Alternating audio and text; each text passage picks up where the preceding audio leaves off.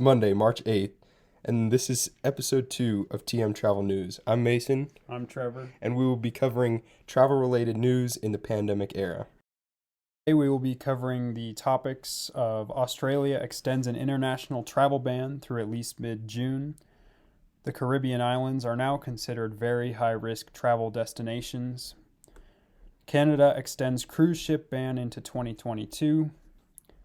How and where to travel to go for spring break. And California theme parks and stadiums cleared to open on April 1st. Topic today is Australia extending its international travel ban through at least mid-June. Australia's borders are currently closed to most international visitors. New Zealand citizens and permanent residents can still travel to the country, but may be required to quarantine upon arrival. This also extends pre-departure testing and continues to place restrictions on travel by cruise ships in Australian territory and retail stores within international airports. Greg Hunt, Australia's Minister for Health and Aged Care, did also say that Australia is working with other states, national human health committees, and the cruise industry to systematically ease restrictions on cruise travel. Australia and New Zealand have been quick and effective with their lockdowns, but have since reported new cases causing the countries to slow reopening. A pair of popular Caribbean islands have been placed on the Centers for Disease Control and Prevention's list of countries Americans should avoid traveling to. Joining several others, the agency warns against visiting.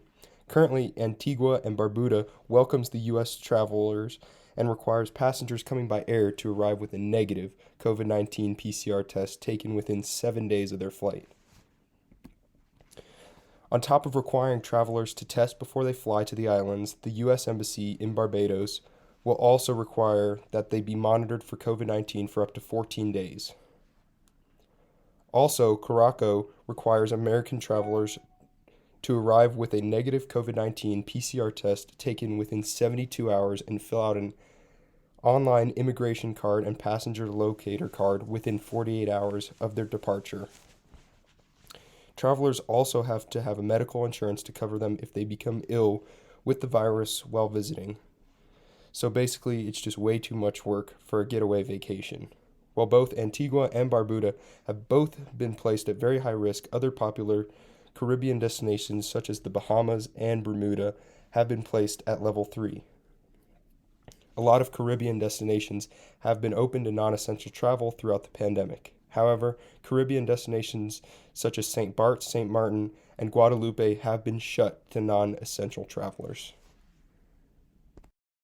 Canada extending its cruise ship ban into 2022. The ban will be extended into February of 2022 and will affect travel economies of the Pacific Canada, such as British Columbia. This will also have a large effect on Seattle and Alaska's tourism markets. The ban is subject to how the pandemic plays out and can be lifted before February 2022. Due to international maritime law, all non-U.S. registered ships are not allowed to operate a route from one U.S. port to another U.S. port. Canada's ports, such as Vancouver, provide a stop along the way from Seattle to Alaska to satisfy the international requirements. Seattle to Alaska via Canada are very busy cruise routes and have been highly affected by the pandemic. Alaska's Congress representatives have released a statement of their disapproval as it affects a major part of Alaska's tourism market, and they feel they have tried to work well with Canada over tourism in the pandemic era.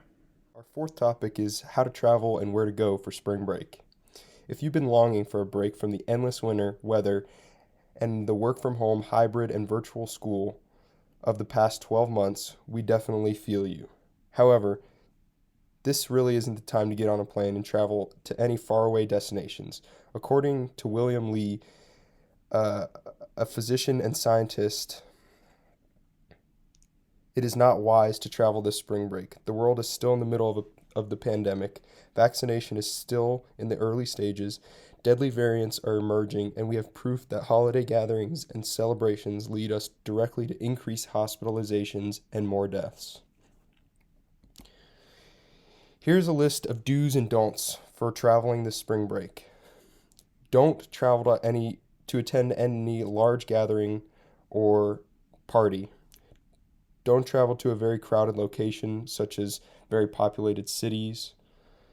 Don't eat inside or outside of restaurants. Make sure you're taking out from the restaurant whenever possible. And don't use public transportation, such as buses and trains, in heavily populated areas, such as New York and Chicago. CDC recommends going on road trips, so do drive. Do bring your own groceries if possible so you can cook and eat at your rental house.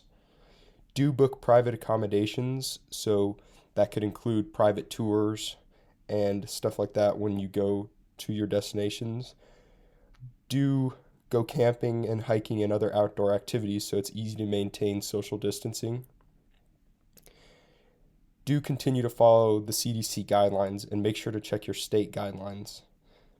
And last but not least, definitely get the vaccine when they become readily available to you. In terms of where to go, all-inclusive resorts are a good option when traveling during the era of COVID. Because most resorts have limited capacity and are following strict guidelines, some resort destinations include Marathon, Florida, Port St. Lucie, Florida, and for someone who prefers mountains over beaches, Dude Ranch is a good option located in Ten Sleep, Wyoming. For people who are not into the beach or the mountain wilderness, city destinations are a great experience. Some cities with experiences your town might not have are Smoky Mountains, Tennessee, Bowling Green, Kentucky, and Santa Barbara, California. Our final story today is California has cleared its theme parks and stadiums to open on April 1st. Under California's Blueprint for a Safer Economy, they have enabled California theme parks and stadiums to open up at reduced capacities with mask wearing. Admissions will first be offered only to California residents, and capacity limits will be determined at the date of opening. California theme parks have been closed for almost 1 year, while Florida theme parks have continued to stay open since last summer. Capacity is likely to be between 15 and 35% depending on the county status in which it is located. That is it for this week's edition of TM Travel News. We hope to see you next Monday. Good night.